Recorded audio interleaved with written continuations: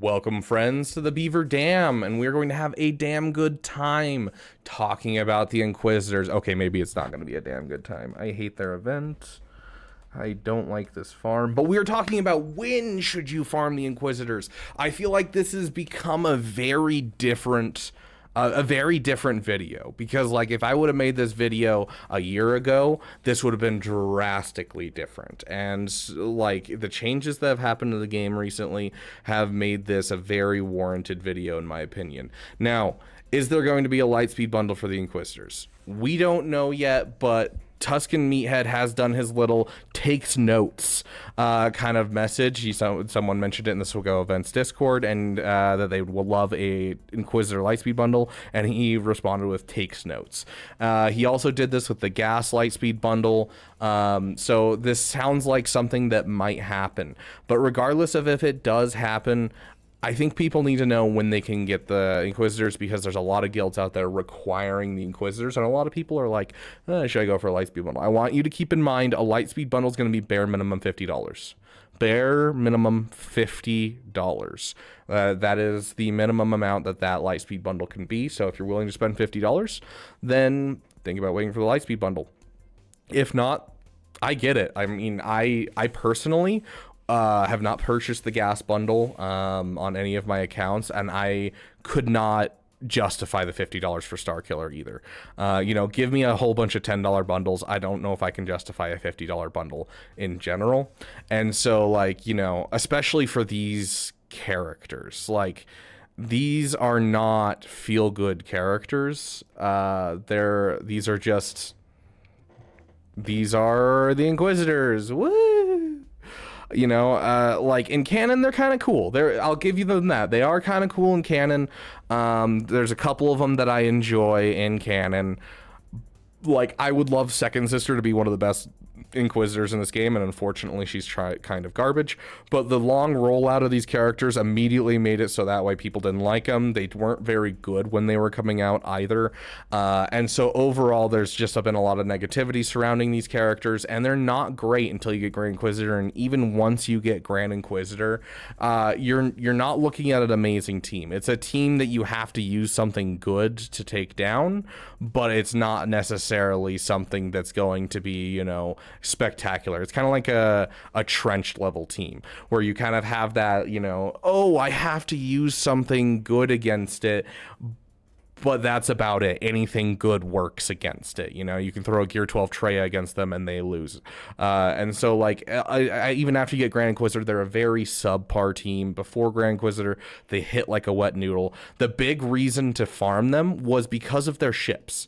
Their ships were amazing in the meta, and I do say were amazing in the meta. I will say this is not like, as everyone makes a big deal about the Chimera not mattering anymore. It's kind of like saying the Finalizer doesn't matter. The Finalizer is still a fantastic fleet. It still takes down, makes a 2-shot out of Executor, and I use it almost every single GAC. Now, would I prefer other fleets over the Finalizer? Yes, but like this fleet takes down the Profundity, and it 2-shots all of the GL ships, and takes down any of the non-meta ships with really good banners. So this is still an excellent fleet, and a fleet that I enjoy. It's gone down to about the same area as the Malevolence for me, but now that it's down here, instead of being an S tier offensive fleet and a B tier defensive fleet, it's now like a tier offensive fleet, I would say, is a good solid spot, and then a B tier defensive team. And so it's just severely drastically reduced my desires, because I went for the Inquisitors because I was like, my guild wants them, plus these ships are going to help me out.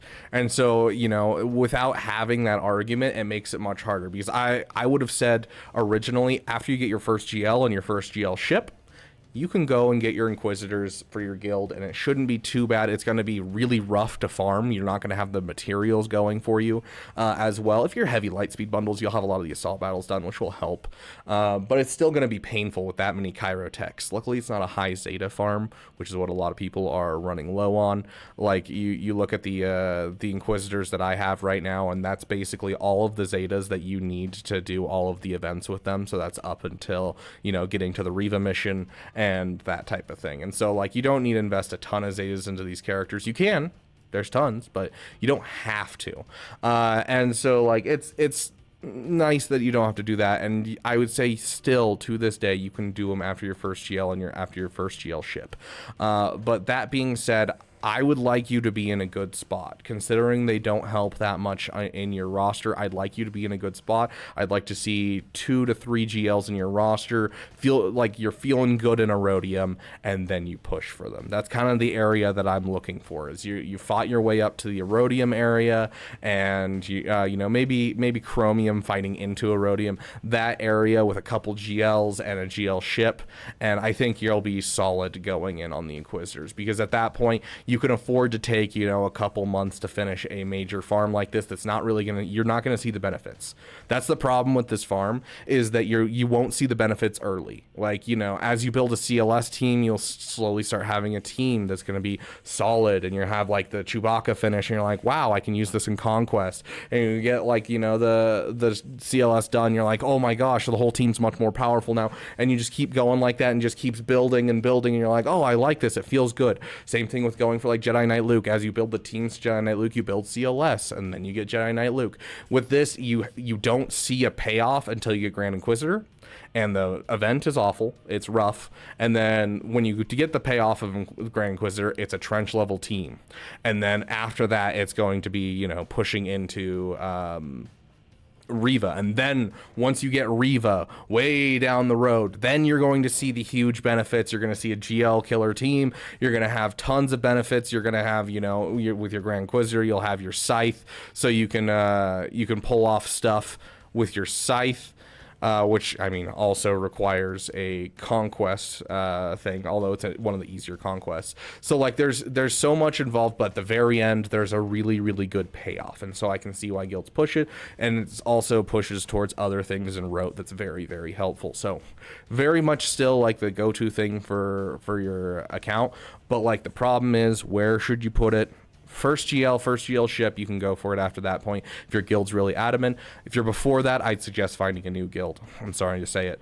You know, if you're looking at, you know, you have a couple GLs, you have 2 to 3 GLs, you're comfortable in Grand Arena, you're comfortable in Territory Wars, you've got some assault battles under your belt, you have a GL ship, that is the optimum time where you can start going for the Inquisitors. It's not going to affect your farms too much. It's not going to affect the efficiency of your account too much, because you can afford to build hours, especially if one of those 2 to 3 GLs that you have is Jabba. If you have Jabba in your roster, I feel like you can kind of afford the Inquisitors whenever. Jabba and a GL ship, and you can afford the Inquisitors when you have a moment. So like if you're a Lightspeed bundle account, I'd wait till you get SLKR, Jabba, then Executor, and then I'd do Inquisitors after that. So, you know, that's the kind of area that I definitely think is going to be worth this farm. And I don't know, it's definitely it's a rough thing to tell you to change guilds. I know you guys love your guilds. I say that like I don't love my guild. I appreciate my guild so much. They're awesome. They, you know, we together get tons of stars in Rote. You know, we're all pushing together. Like, it's not one of those guilds where, you know, 10 people are doing all of the effort. Like right now we're all pushing towards, you know, new Relic 9s. And, you know, trying to push into, I believe, the Ring of Kafrene. I don't remember, honestly.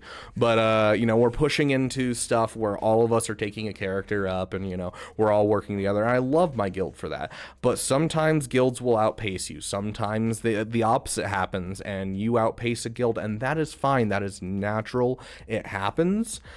And you don't have to, like, be on bad terms. You don't have to leave a guild and just be like, I hate all of you, goodbye.